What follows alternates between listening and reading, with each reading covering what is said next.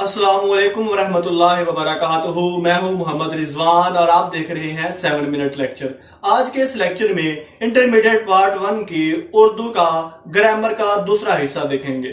آج کے لیکچر میں ہم یہ جانیں گے کہ قافیہ کسے کہتے ہیں اور ردیف کسے کہتے ہیں، یہ دونوں کس زبان کے لفظ ہیں، قافیہ اور ردیف انٹرمیڈیٹ پارٹ 1 میں کس طرح استعمال ہوتے ہیں اور ایم سی کیوز میں ان کا پورشن کتنے نمبر کا آتا ہے۔ تو یہ سب کچھ جاننے کے لیے آئیے چلتے ہیں ہماری لیپ ٹاپ سکرین کی طرف۔ تو شروع کرتے ہیں لیکچر کو۔ بسم اللہ الرحمن الرحیم۔ سب سے پہلے ہم دیکھیں گے کہ قافیہ کیا ہوتا ہے۔ قافیہ کے متعلق جانتے ہیں۔ تعریف آپ کے سامنے ہے کہ ہم وزن اور ہم آواز الفاظ جو شعر کے آخر پر آئیں ان کو قافیہ کہا جاتا ہے۔ قافیہ کے متعلق اس کے علاوہ کچھ اور اہم چیزیں بھی ہیں، لیکن یہ دو بنیادی شرائط ہیں جن کو یاد رکھنا بڑا ضروری ہے۔ ہم آواز ہونا بھی ضروری ہے اور ہم وزن ہونا بھی ضروری ہے۔ اس کے علاوہ دیکھیے یہ اہم نکات۔ قافیہ کا لفظی معنی پیچھے آنے والا یا پے در پہ آنے والا، یہ اس کا لغوی مطلب ہے، لفظی مطلب ہے۔ قافیہ کفا سے مشتق ہے۔ عربی زبان کا لفظ کفا یکفا قافیتن سے یہ مشتق ہے، اور قافیہ ردیف سے پہلے آتا ہے۔ یہ بات یاد رکھیے گا کہ ہمیشہ قافیہ جو ہے وہ ردیف سے پہلے آتا ہے، ردیف آخر پر آتی ہے۔ شاعری میں قافیہ کا آنا ضروری ہے، شاعری میں قافیہ ضروری ہوتا ہے۔ ردیف نہ بھی ہو تو کام چل جاتا ہے، اس کو غیر مردف غزل کہا جاتا ہے، لیکن شاعری میں قافیہ کا ہونا بڑا ضروری ہے۔ اگر ردیف نہ ہو تو قافیہ شعر کے آخر پر آئے گا۔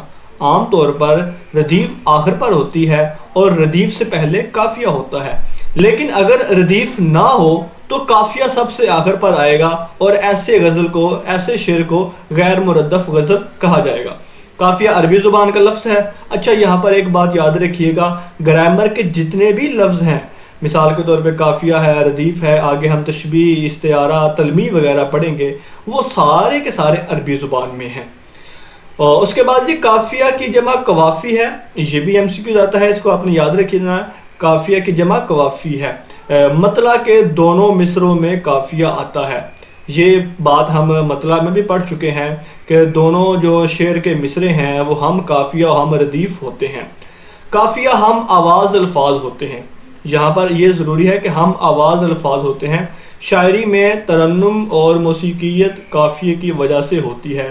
یہ ایک بڑا مشکل ایم سی کیو ایک دفعہ آیا تھا، اور بعض احباب شاعری میں ترنم اور موسیقیت کی وجہ ردیف کو قرار دیتے ہیں، تو ترنم اور موسیقیت جو ہوتی ہے وہ قافیے سے بنتی ہے، وہ ردیف سے نہیں بنتی۔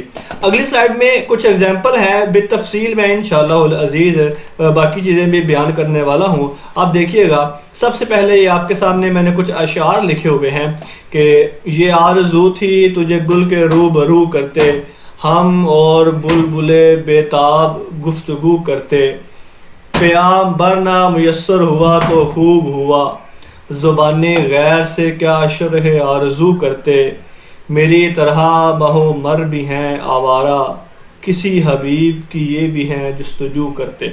اچھا، اب دیکھیے گا کہ پہلا شعر مطلع ہے اور اس کے دونوں مصرے ہم قافیہ اور ہم ردیف ہیں۔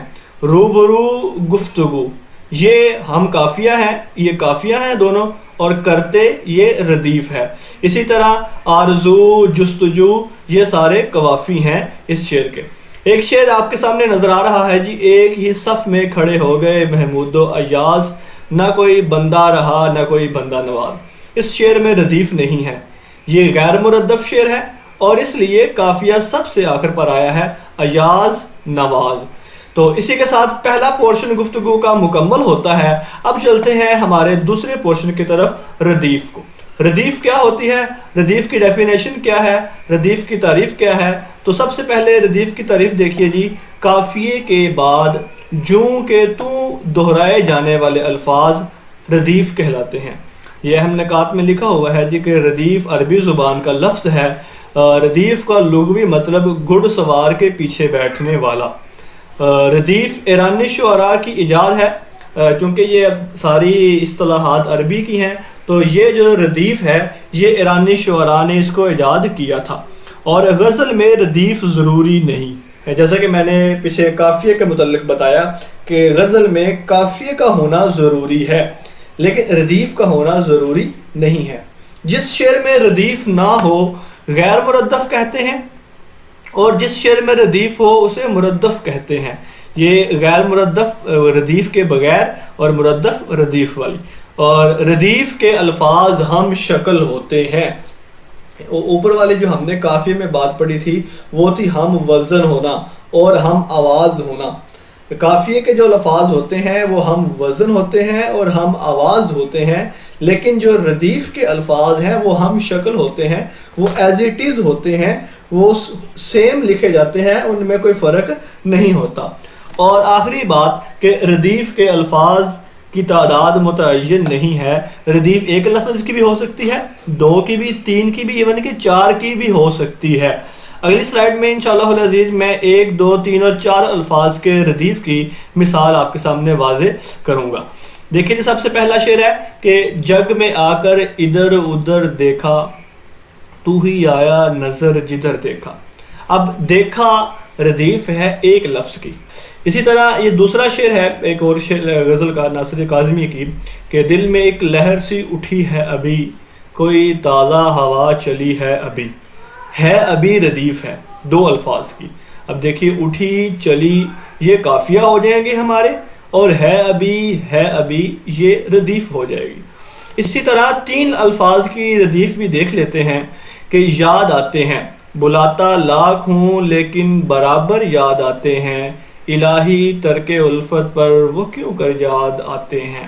اب اس میں یاد آتے ہیں ردیف ہے اور یہ 3 الفاظ کی ردیف ہے. اسی طرح وہ جو ہم میں تم میں قرار تھا، تمہیں یاد ہو کہ نہ یاد ہو، وہی یہ وعدہ نباہ کا، تمہیں یاد ہو کہ نہ یاد ہو. تمہیں یاد ہو کہ نہ یاد ہو ردیف ہے اور یہ 3 سے زائد الفاظ کی ردیف ہے.